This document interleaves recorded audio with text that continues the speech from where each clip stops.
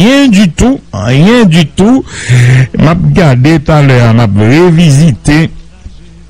et quelques informations que nous t'ai gagnées sous mois de mai. C'était exactement, je crois,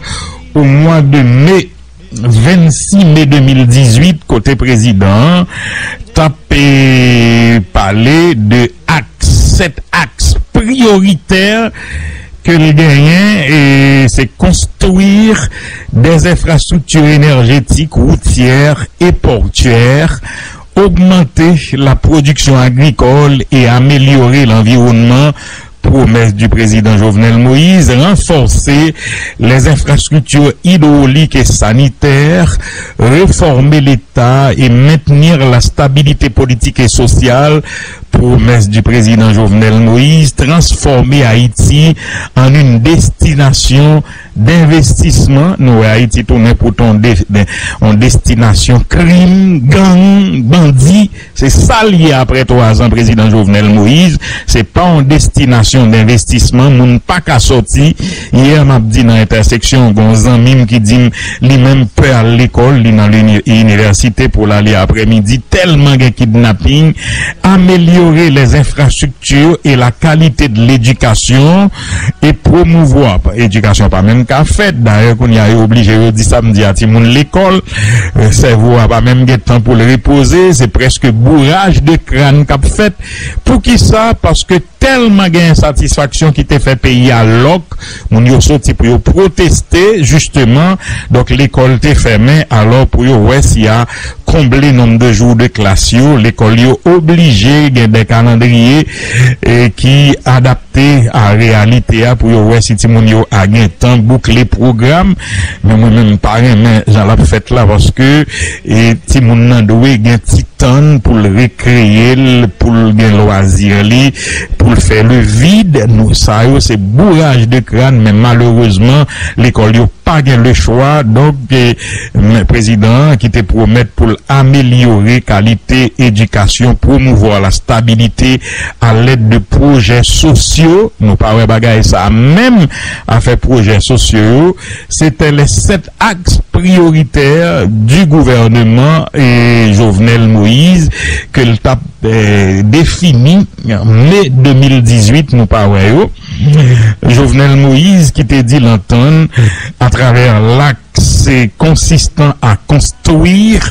des infrastructures énergétiques, routières et portuaires, construire le réseau électrique national et fournir l'électricité 24 heures sur 24. Il y a des gens qui disent qu'ils ont passé 7 jours pas well du tout.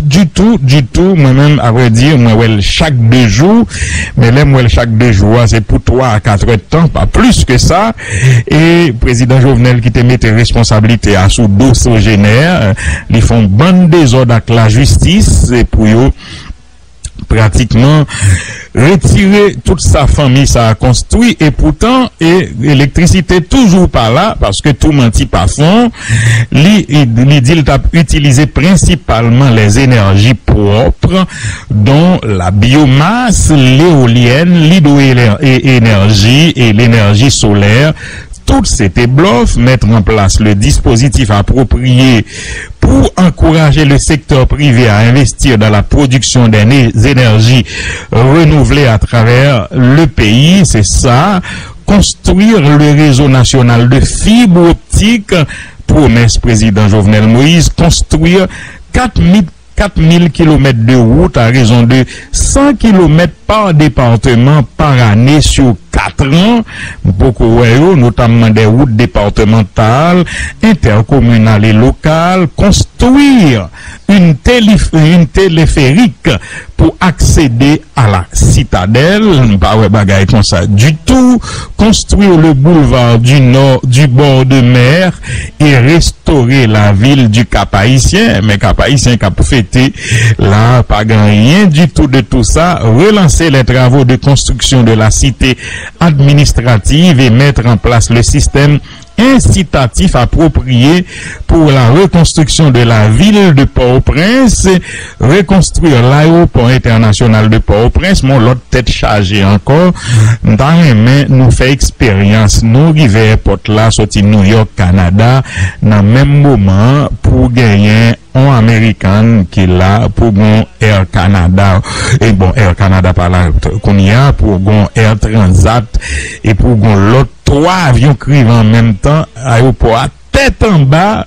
et tête en bas pas de moyen pour recevoir tout le monde pour livrer mallette tout en même temps, ont tête chargée,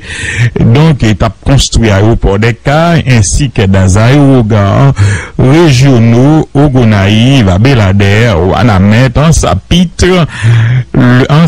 faut tout pays à entendre, le Môle, Saint-Nicolas, Petit-Trou-de-Nip, Jérémy et à Port-de-Paix, construire des infrastructures portuaires, débarcadères de ports à travers le pays pour faciliter une meilleure circulation des personnes, des biens et des marchandises et enfin réaménager le littoral des villes vulnérables et exposées. Et s'agissant de l'augmentation de la production agricole et l'amélioration de l'environnement, le chef de l'État voulait développer un système approprié pour la maîtrise des eaux de surface et construire 12 barrages d'irrigation et réservoirs de conservation d'eau pour mettre en valeur 120 000 hectares de terre, établir 4 grandes zones de production agro-biologique organique, promouvoir la création de PME agro-industrielles à travers des blocs de production, surtout pour la culture risicole dans l'Artibonite, construire 14 centres de germoplasme, de quoi ça a été commencé, et de propagation végétale capable de produire 63 millions de plantules annuellement, curer 300 km de rivières et corriger les ravins, entretenir les bassins versants et encadrer les mairies dans la mise en place d'une nouvelle politique de traitement de déchets et de résidus solides. Mes amis, ça c'est quelques toute promesse président Jovenel Moïse. Si diriger c'était en écrit belle parole, copier bagaille qu'a fait dans l'autre pays, mon cher, c'est tête chargée, c'est pas deux belles bagailles que président ça a été dit, et maillage routier, infrastructure moderne, peuple là pral joindre manger et pour le manger dans assiette li, l'argent dans poche li, c'est des promesses en veux-tu, en voilà. Et journée jodia pour président Jovenel Moïse face à réalité, et c'est ça que fait toujours dit, le président prend la parole journée jodia, pas qu'on ça le joindre pour le dire, parce que l'on fin dit toute cause ça yo. Et puis pas yon yo réussi satisfait. Donc comment ou camper devant population ça journée jodia pour prendre l'autre engagement, dire ou faire l'autre travail, etc. En tout cas, seul compliment que m'ka fait, oui, moi qu'a fait président Jovenel Moïse compliment ça, il méritait hier effectivement pas gagné. Pas gagné aucune cérémonie pour marquer ces 3 ans au pouvoir. Moi d'accord avec elle, sincèrement, c'est pas ironie, c'est sérieux, moi d'accord. Au lieu de venir prendre l'autre promesse encore, pito président, li tire constat d'échec là, il fait silence, il pas dit rien, pas qu'un note officielle, correct. C'est mieux comme ça que date la passée comme ça, pas rien du tout, rien, pour nous mettre sous les dents. Au contraire, j'aime dire là, tableau extrêmement sombre, la vie a extrêmement compliqué, de pas gain la vie, tout le monde a dit, pays a vie invivable, tout jeune qu'on croisé, son seul projet, un seul bagage, un seul rêve, qui dans tête yo, c'est joindre un bout de visa, pour yo quitter ça. Alors, faut que nous dégagions pour nous changer dynamique ça, parce que pas qu'un pays qui construit côté la paix, perdu réserve, côté tout petit pays à voyager, aller à l'étranger, et surtout sans possibilité, sans envie pour y retourner, parce que yo poko ouais qui le bagay ça pral changer. Alors j'en dis là sur 7 février en pile opinion gen PNDPH par exemple qui dit profiter de date 7 février 2021 pour saluer tout le monde partisans et sympathisants Lio qui dans 4 coins pays d'Haïti et dans diaspora pendant la coubelle bien bas devant mémoire certains dirigeants et membres qui tombaient sans pas ouais Haïti au rêvé. Vous voulez citer, par exemple, Dr. Lionel Gilles Lenné, Tionnet Belpé, vraiment, on est qui manquait nous en pile. Prolix Saint-Jean, c'est l'homme là-haut, Laurenté Latrier. PNDPH a constaté depuis 7 février 86, nous essayons en pile gouvernement, tant que bon machouet, machoquette, papa bonquet, vacabon, a tout fait, bandit légal qui a forcé pays à une crise politique, économique et sociale, pire côté colon nègre, colon blanc, yo, fourré pays à un trou sans fond, yo fouillé, touillé, tout espoir que 7 février 86 te poté pour peuple là, PNDPH qui c'est yon maître ak maîtresse qui a demandé conférence nationale haïtienne souveraine, yon l'autre fois encore a fait appel à tout secteur, à patriotes conséquents en vent pita-pitrice pour mettre force nous ensemble pour nous reprendre chemin que les ancêtres nous ont tracé pour nous qui s'est construit un état nation qui bloqué dans route depuis assassinat papa nation après papa nation empereur Jean-Jacques Dessalines. PNDPH croit que l'année 2020 doit l'année dernier combat nous c'est l'année tabula rasa li douye tout bon vrai pour mettre bon gens et structure en place pour finir avec transition mettre fin à système pesé sous CA apprenti dictateur pour procès massacre procès Petro-Caribé fait et latrier nan mettre sous pied une commission vérité et justice pour réaliser conférence nationale haïtienne souveraine qui a débouché sur une nouvelle constitution avec un vrai plan national développement pour pipiti 25 l'année Jean défunt sénateur Tionnet Belpé t'es toujours à demander là comme ça n'ava bah jeunesse là l'espoir Haïti a fait un pas en avant. Vive PNDPH, vive conférence nationale haïtienne souveraine. C'est professeur Jean-Antoine Vital, secrétaire général, Maître Canova Jean-Baptiste, secrétaire général adjoint, qui signe notre ça avec un pilote réaction qui était gagné sur 7 février, que certainement nous pas bien temps, ouais, tout, mais nous comprendre ça. L'autre point dans l'actualité, hier, t'es gagné une vive tension dans la zone inspection générale de la police nationale d'Haïti. Raison, c'est en bas d'Elma, zone puis bas d'Elma 2, bon, circulation. Raison, c'est parce que inspection générale t'est convoqué jeune policière qui c'est coordonnatrice en chef et syndicat que la police a essayé mettre sous pied et là on a parlé de policier Yannick Joseph qui a été convoqué hier. C'est certain et inspection générale besoin questionner sous motivation syndicat et l'autre bagaille encore. Naturellement, bagaille la te vle déboucher sous une grosse tension puisque information est rapportée qu'au niveau de l'inspection générale, il y a eu temps Kembe retenu badge policier là à tous les amis.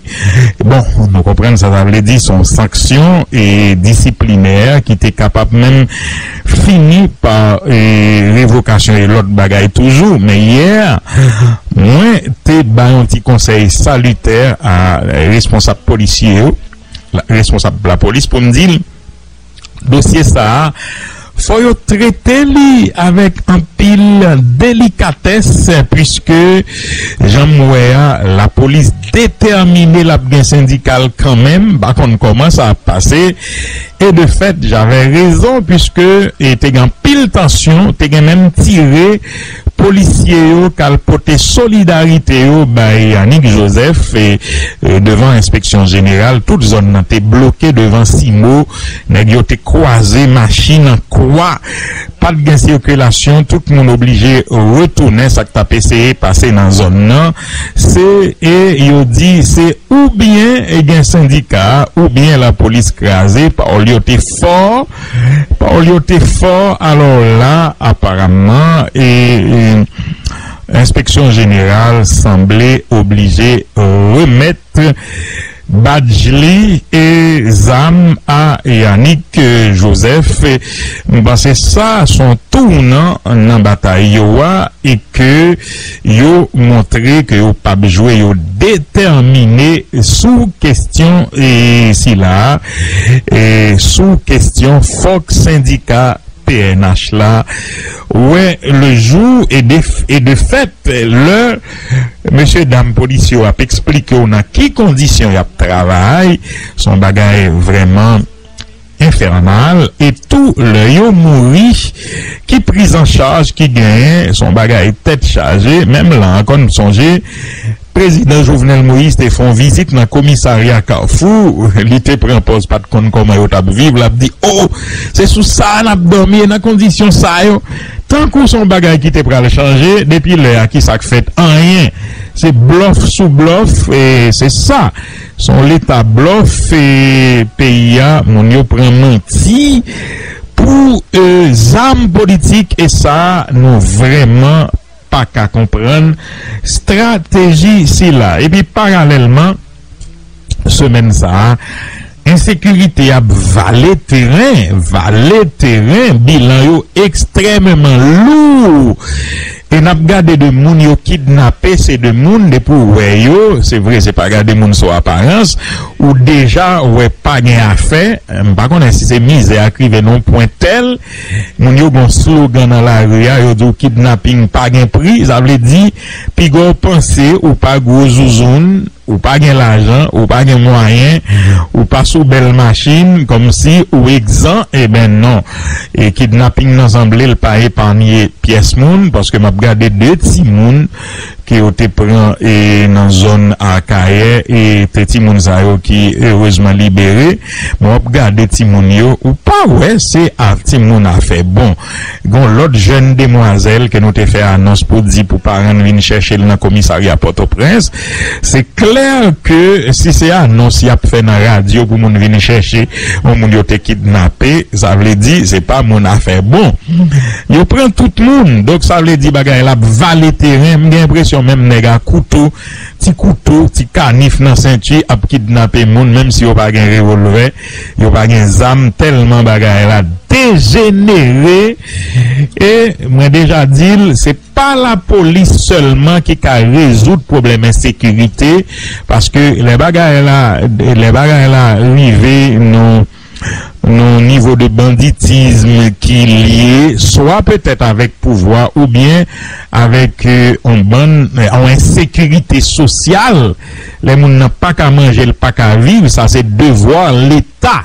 et ça qui fait nous pas qu'à mettre toute responsabilité à sous de la police combien et tout combien d'ailleurs nous toujours dit ça depuis longtemps pas de combien kidnapping nous te dit c'est parce que son peuple est docile son bon peuple nous gain qui fait quantité policiers moi là au cabao sécurité donc nous t'es clair sur ça que la police pas qu'a fait tout travail là c'est des programmes sociaux qui doivent gagner qui atteignent tout pays à toute couche vulnérable tout le monde a fait pas bon etc c'est travail qui peut créer et puis le ça ou après sans la police pas besoin d'agir ou après banditisme niveau banditisme la insécurité a baissé de par lui-même et puis c'est pouvoir suspendre lié avec gang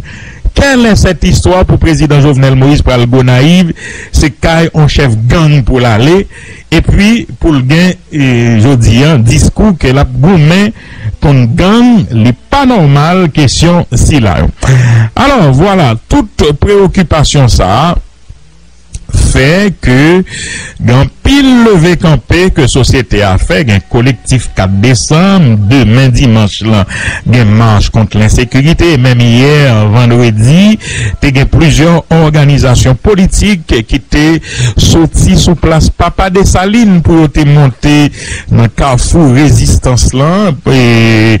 dans carrefour aéroport pour y aller dénoncer insécurité galopante ça et tout dit président Jovenel Moïse, même bilan pour 3 ans, ouais, fait le geste qu'il faut, lâcher pied, parce que ou même ou doit constater que pas rien de sérieux qui a passé dans le pays. Donc c'est question si là. Alors sous question insécurité à tout gagné RNDDH qui écrit la police pour attirer attention yo sous fait ça yo qui déjà bon yo écrit on t'a dit chef CSPN à savoir Jean-Michel Lapin, président Conseil supérieur de la police nationale, pour dire, monsieur le président du CSPN, le réseau national de défense des droits humains particulièrement préoccupé par les différents problèmes de sécurité enregistrés dans le pays au cours de ces derniers mois, s'empresse de vous adresser la présente communication dans le but de vous inviter à prendre toutes les mesures qui s'imposent en vue d'une amélioration de la situation. Sur la recrudescence des cas d'enlèvement suivis de séquestration contre rançon, depuis la fin de l'année 2019, la population haïtienne assiste à la recrudescence des cas d'enlèvement suivis de séquestration contre rançon. Des femmes et des hommes d'affaires, des écoliers et écolières, des professionnels, des pasteurs et prêtres, ainsi que d'autres membres de la société sont enlevés chaque jour. Si certains ont été libérés après le versement par leurs proches de fortes sommes d'argent exigées, d'autres ont quand même été assassinés. En plus des enlèvements proprement dits, ce qui inquiète la population, c'est la facilité avec laquelle les bandits armés opèrent sans même se préoccuper de cacher leurs armes à feu, prouvant par là que le contrôle du territoire a complètement échappé aux autorités étatiques. Monsieur le président du CSPN, c'est assurément vos nombreuses occupations qui vous rendent sourds aux cris d'alarme poussés par la population et relayés par plusieurs médias de la capitale qui ont avec force détail relaté certains cas d'enlèvement dans leurs émissions de nouvelles. La direction centrale de la police judiciaire rencontrée sur la question n'a pas été en mesure de partager avec le RNDDH le nombre de victimes d'enlèvement enregistrées depuis janvier 2020. Mais elle a admis que celui-ci a exponentiellement augmenté et que de nombreuses victimes ont été séquestrées à Village de Dieu et à Grand Ravine. Les dernières interventions médiatisées de la PNH en date du 6 février 2020, refutant les chiffres qui avaient été communiqués par l'institution policière elle-même relatifs au cas d'enlèvement et minimisant les plaintes des victimes en arguant qu'il s'agit de faux cas d'enlèvement pour lesquels les personnes réclament des certificats de plainte et des fins inavouables ne sont pas de nature à rassurer la population. Au contraire, ces interventions prouvent le niveau d'irresponsabilité de l'institution policière qui semble plus intéressée à informer sur les cas qui ne sont pas avérés plutôt que de rechercher les coupables des nombreux cas perpétrés et de démanteler les gangs armés. Point n'est besoin de vous dire que la population haïtienne estime que la police nationale d'Haïti est dépassée par les événements. C'est d'ailleurs l'une des raisons pour lesquelles de nombreux parents et proches de victimes ont fait choix de négocier directement avec les ravisseurs de leurs proches plutôt que de s'en remettre à l'institution policière. Sur l'insécurité généralisée, tout au cours de l'année 2019, la situation sécuritaire du pays a été très préoccupante. Au moins 478 cas de mort violentes ont été recensés, 45 agents de la PNH ont été assassinés, un nombre jamais atteint depuis la création de la police, de la force de police. Le mois de janvier 2020 a déjà annoncé les couleurs. 32 cas de mort violentes ont été recensés, 4 agents de la PNH ainsi que plusieurs enfants figurent parmi les victimes. Ces informations ont été collectées par la Commission épiscopale nationale Justice et Paix, CEGILAP et le RNDDH. Partout dans le pays, des personnes sont tuées en plein jour, des véhicules sont détournés, des femmes sont victimes de viols collectifs, ceux et celles qui s'insurgent contre les attaques subies sont tout simplement exécutés. Ces cas, pour leur majorité, sont perpétrés par des individus armés montés à bord de motocyclettes ou de voitures aux vitres teintées, sans plaque d'immatriculation et sans plaque d'immatriculation pour la circulation desquelles aucun effort d'harmonisation et de coûts de contrôle n'a jamais été consenti par les autorités policières. Et à chaque fois que l'insécurité atteint un pic élevé, des promesses de doter l'institution policière de matériel de fonctionnement fusent pour ne rester que l'être morte. Monsieur le Président du CSPN, la gangstérisation du pays et de l'État n'a jamais été aussi flagrante. Les gangs armés n'ont jamais été aussi puissants dans leur arrogance, en raison de leur capacité de semer le deuil au sein de la population sans défense. Les nombreux événements sanglants enregistrés en 2019 dans les quartiers défavorisés de la capitale et de certaines villes de province ont de manière indélébile marqué les mémoires. Cependant, lorsque le RNDDH avait attiré l'attention des autorités sur l'alimentation régulière des gangs armés en armes et en munitions, sur l'affaiblissement de l'institution policière sous-équipée et mal gérée, ainsi que sur le boulevard des représentants que représentent les points frontaliers, les ports et aéroports du pays, aucune enquête sérieuse n'a été ouverte.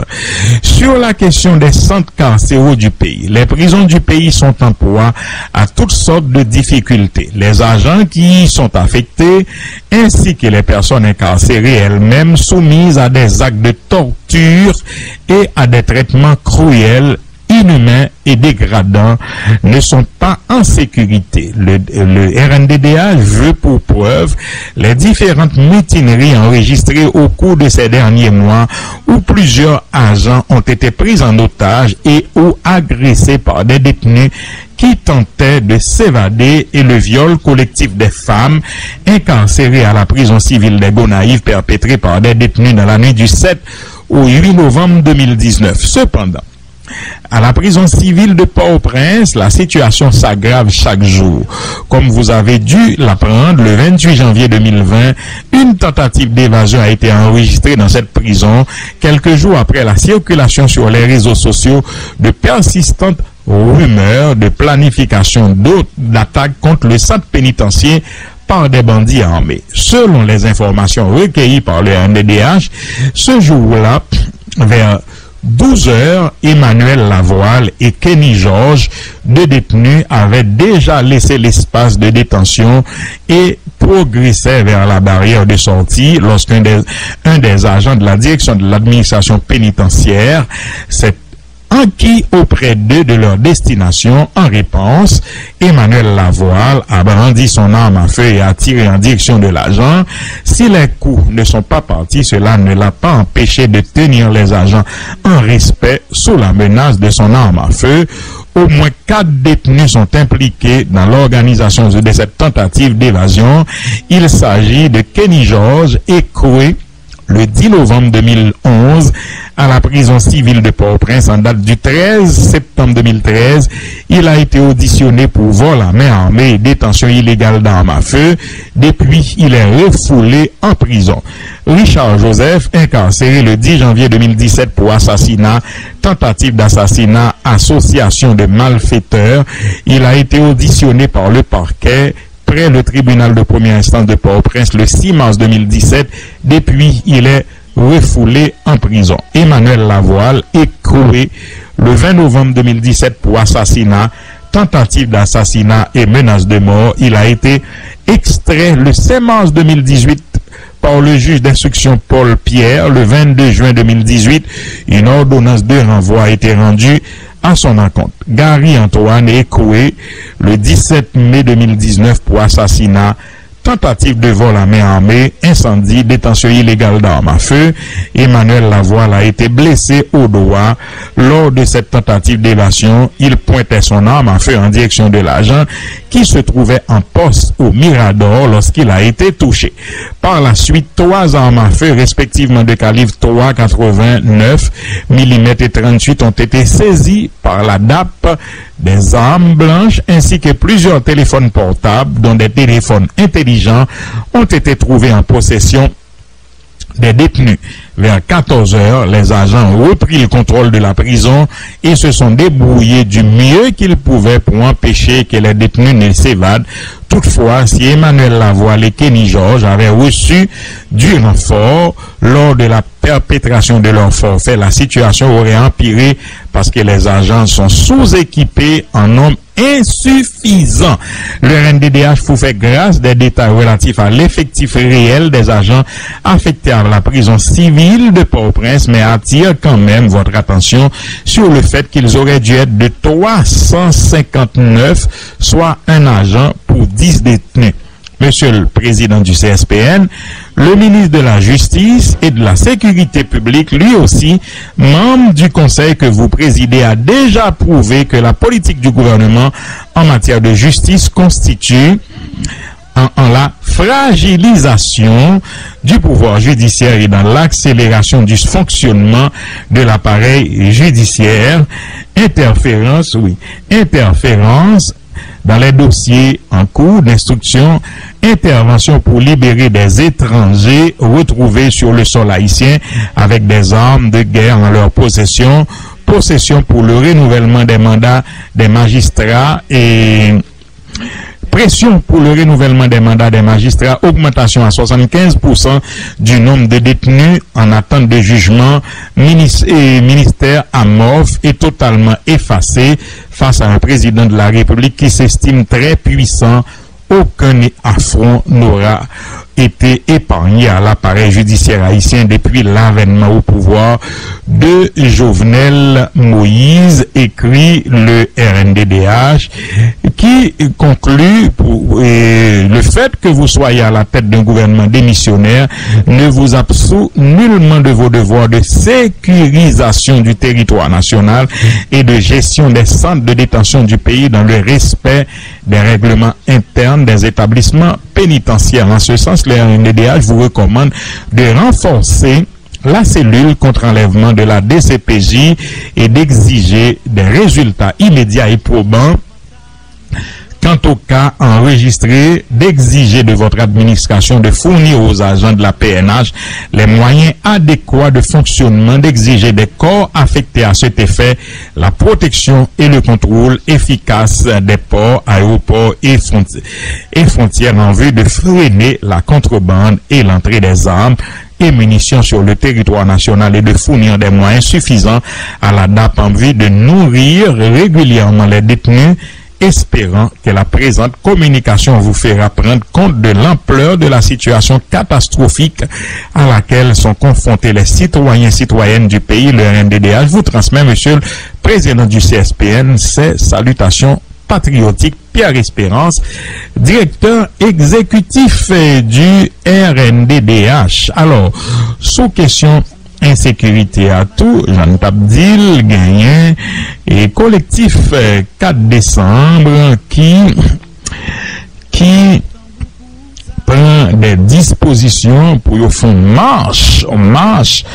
dans le pays et au fond invitation et chers concitoyens face à l'insécurité qui gagne du terrain. Un peuple n'a pas le droit de rester les bras croisés ou la bouche bée. Il doit se mobiliser. Écrit Jean-Robert Argan du collectif 4 décembre. Partant de ce principe, le collectif du 4 décembre et ses alliés saluent le courage du peuple haïtien et saisissent l'occasion pour inviter les secteurs formels et informels, étudiants, professionnels, religieux, paysans, organisations de femmes, organisations de jeunes, le barreau de Port-au-Prince, le secteur syndical, en somme, tous les filles et tous les fils et filles du pays à leur rejoindre pour participer à une grande marche pacifique, citoyenne et non politique qui aura lieu le 14 février 2020 prochain. Ce jour-là,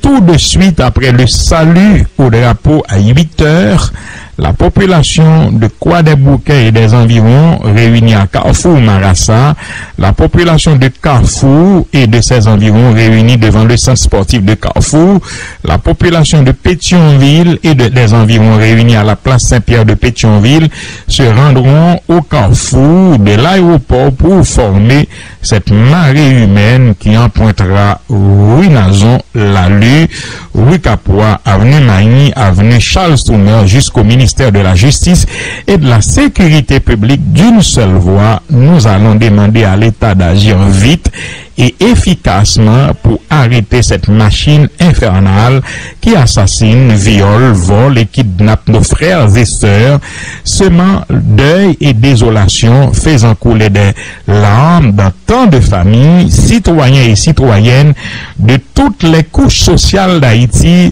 Rassemblons-nous, joignons toutes nos forces et marchons ensemble ce vendredi 14 février pour dire assez et exiger des responsables des ministères concernés sécurité et justice sur toute l'étendue du territoire national. À bas insécurité, à bas corruption, à bas impunité. Vive Haïti dans la paix, écrit Jean-Robert Argan,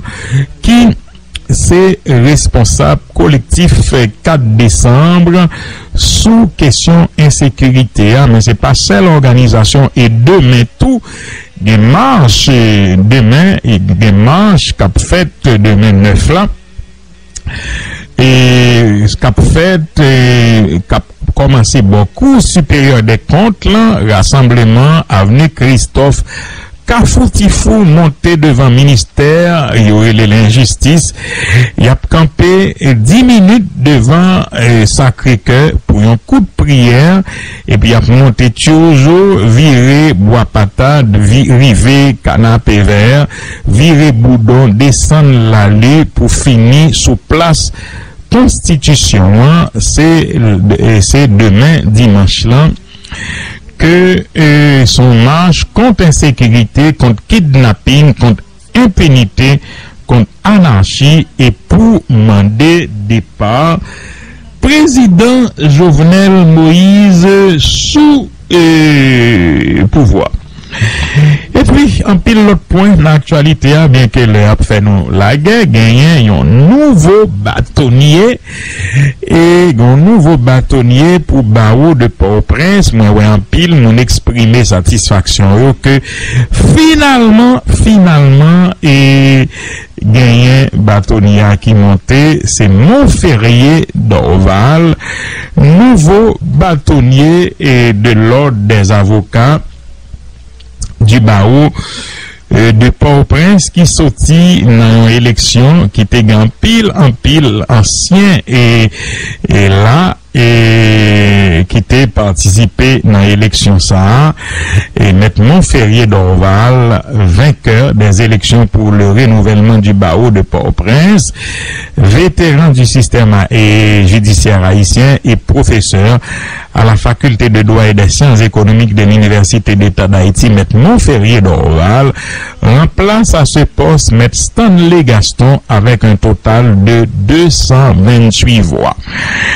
Il était suivi par les candidats M. Patrick Laurent, 146 voix, et Jacquenet Auxilus, 132 voix. Et m'dakap dit en pile fair play car les candidats perdants yo tout reconnaître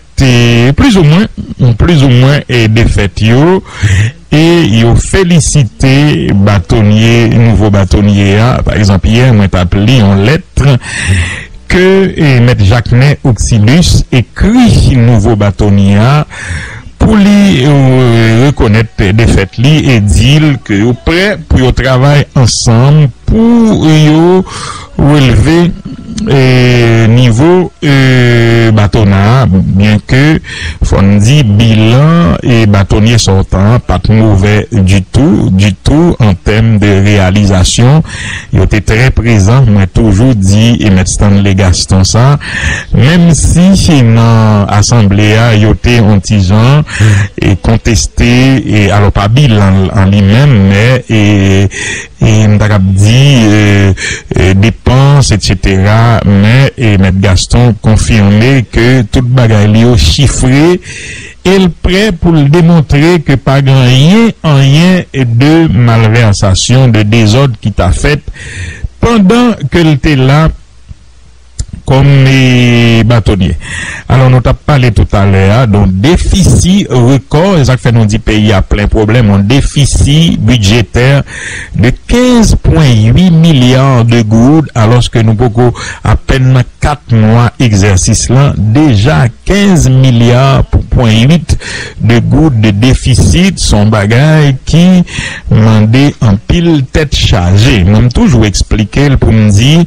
n'importe qui pays qui doit un déficit budgétaire. Déficit budgétaire en soi, c'est pas un problème. Voilà un exemple clair pour moun ka comprendre. On doit mon pays et puis moi décider, moi investi dans commencement exercice là, une bonne partie dans budget non projet rentable, un projet générateur de profit. Même si j'ai un déficit budgétaire, m'investir l'on côté que talent libéral porter fouillot avait dit ma recette pour nous venir, mais déficit nous fait c'est pas dans secteur générateur de profit que nous faisons, c'est dans la dot, vieux voyage, déplacement, acheter machine, bon c'est de biens périssables, etc. Des bagages nous pas ou bien non, mais pour année passée autour dans caravane si son bagage qui était capable de venir porteur pour l'agriculture, même si vous font déficit, c'est pas grave, mais c'est de l'argent jeté, puisque résultat au Noël, quantité de tonnes de riz nous qu'on produit pas augmenté, au contraire, elle pas aller avec paysans yo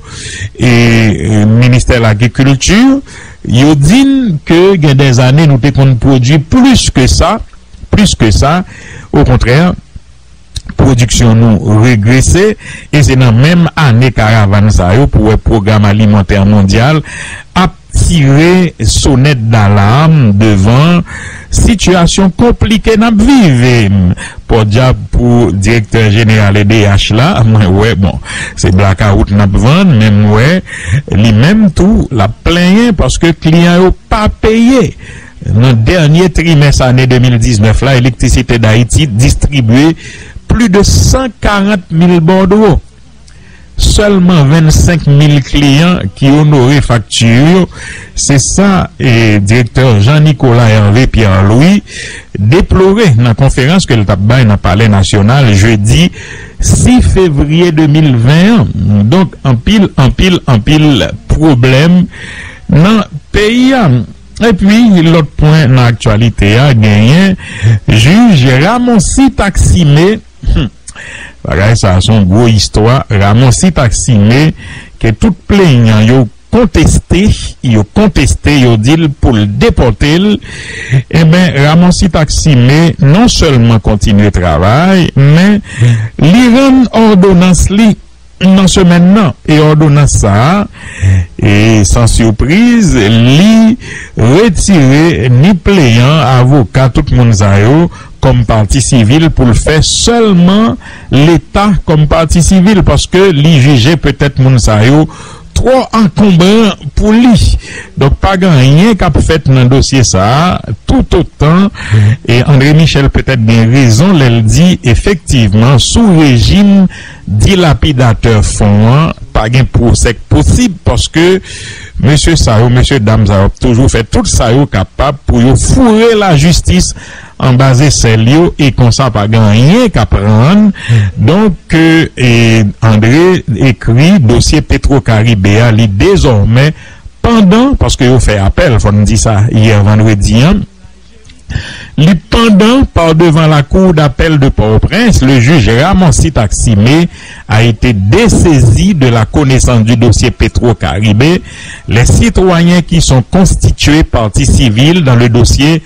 Petro-Caribé ont fait leur déclaration d'appel ce vendredi, en leur parlant hier, 7 février 2020, contre l'ordonnance du juge Ramonsi Taximé, leur enlevant la qualité de partie civile. Avec cette action, le juge Ramonsi Taximé n'est plus en charge du dossier Petro-Caribé, puisqu'il en a été dessaisi. Il appartient désormais à la cour d'appel de Port-au-Prince de dire le mot du doigt dans le dossier Petro-Caribé. L'ordonnance du juge Taximé est une manœuvre du pouvoir politique qui cherche à écarter les plaignants devenus encombrants pour les dilapidateurs. André Michel, avocat de la partie civile, qui signe initiateur du procès Petro-Caribé, qui signe notre SILA. En pile l'autre point, et non, et actualité, hein, faut nous signaler, t'es une élection dans le barreau de Port-au-Prince, qui a un nouveau bâtonnier, et mais tout, t'es gagné, et élection tout, et au niveau de la Fédération haïtienne de football, Dr. Yves Jamba, que nous, ouais, FIFA, voyez féliciter, lui remporter l'élection, à vrai dire, il était le candidat unique, puisque on était pensé que c'était difficile pour déloger Ijamba, m'a toujours dit qu'il a un bilan et somme toute assez raisonnable, qu'on pas vraiment, et bon, il était qu'à fait plus, mais moi pensé, football haïtien, lui quand même, et qu'on est un bon en avant sur scène internationale là avec Dr. Yves Jamba. C'est un passionné, Dr. Yves Jamba, qui consacrait toute ville à ça, et c'est ça. Et puis Jocelyn Briver qui était dans le sommet mondial 2020, tout l'ancien président Jocelyn Privé, mais n'a pas retourné sur ça dans émission Intersection, puisque le a invité au commencer à arriver et nous parlons très belle panel matin n'a tourné sous participation et ancien président Jocelyn Privé et au sommet et 2020 et côté selon la brève monsieur tapé et dans l'œil de un pile monde qui était présent dans sommet ça sommet et 2020 et c'est à l'initiative de la Fédération universelle pour la paix, sommet mondial 2020 qui déroulé semaine ça dans la ville Séoul sur le thème paix, sécurité et développement humain, un événement auquel près de 3000 hommes et femmes venus de plus de 170 pays y ont pris part pour parler de paix dans le monde, parmi lesquels figure Haïti et dont le personnage représentatif était l'ancien président Jocelyn Privé. Bâtir un monde de paix est une cause à laquelle des milliers d'hommes et de femmes de toutes générations et de tout continent ont consacré leur vie. Tels sont les mots de l'ancien président haïtien intervenant sur la question de paix dans le monde, tout en ne voulant pas ignorer le conflit comme comme élément structurel dans une société. Jocelyn Privert ne s'approprie pas toutefois aux actions excessives qu'engendrent les conflits comme les actes de terrorisme, aussi avec l'extension de ce phénomène dans la région latino-américaine et caraïbéenne dont Haïti fait partie. Ce dernier s'inquiète de plus en plus. La vraie menace aujourd'hui est l'explosion de la colère des millions de citoyens dans le monde contre l'injustice sociale, la misère, le déficit des services publics et l'incapacité des gouvernements à répondre de manière satisfaisante à leurs devoirs et responsabilités par rapport aux légitimes aspirations de leurs concitoyens. N'a tourné sous intervention ça. Jocelyn Privert qui était là déjà l'année dernière dans le sommet mondial 2019. Et puis, Nabral vraiment fini avec juste deux petites annonce pour l'UNO qui a fêté 29e anniversaire et bien tout un programme d'activité pour 29e ça qui sur la thématique de la citoyenneté, éduquer aujourd'hui à la citoyenneté pour construire un monde autre, une Haïti juste et solidaire, et puis Haïti, crise politique, sociale et économique et crise de citoyenneté, sous thème la citoyenneté saisie à travers l'ouvrage Haïti, éducation à la citoyenneté, enjeux et perspectives et d'autres ouvrages, crise haïtienne, comprendre et agir, l'impératif d'une citoyenneté engagée et pleine, citoyenneté et jouissance intégrale des droits au quotidien, recherche scientifique et citoyenneté entre mode de pensée simplificatrice et mode de pensée complète, changement social et changement qualificatif de la structure et des contenus de l'école, éducation à la citoyenneté et lutte pour la sauvegarde de la souveraineté nationale. Alors, il y a tout un calendrier, par exemple, jeudi 8 février, et l'UNO a un débat dans le Fort National avec Molégraphe en 3h et 5h, Josué Mérilien. Et puis 11 février, a un débat dans le lycée Marie-Jeanne, 10h midi. 13 février, débat dans la station de radio. Débat suivi de signature au Jardin Samba, c'est 15. Dans le collège Petit Séminaire Saint-Martial, 2h à 4h, c'est 20 février. Et l'Apna Marvel tous, 26 février, tournée, débat dans le département Nord et Nord-Est, débat à l'Université Soleil d'Haïti, dans le lycée Toussaint Louverture, et débat dans le jardin Kiskeya, 16 mars, débat au lycée national de Carrefour-Feuille, et la paix dans Petro Challenger nous pape complice 3h 5h dans Inagé 27 mars et dans Inagé, et puis 3 avril dans sciences humaines et la pavem tout dans intersection. Merci pour long programme d'activité ça cap marqué 29e de l'UNO. Et puis dernière annonce, c'est l'ouvrage et les premières dames de la République d'Haïti de Jean-Robert Héra. Et ben capna Yan Valou et jeudi samedi de 10h à 4h, mais l'auteur a pas 20 signatures, Jean-Robert Héra, 20 signatures dans Yan Valou et de 10h à 4h. Merci pour fidélité et puis merci à invité qui semblait faire monte matin, qui a privé bonheur, n'a content avec ça. Et ben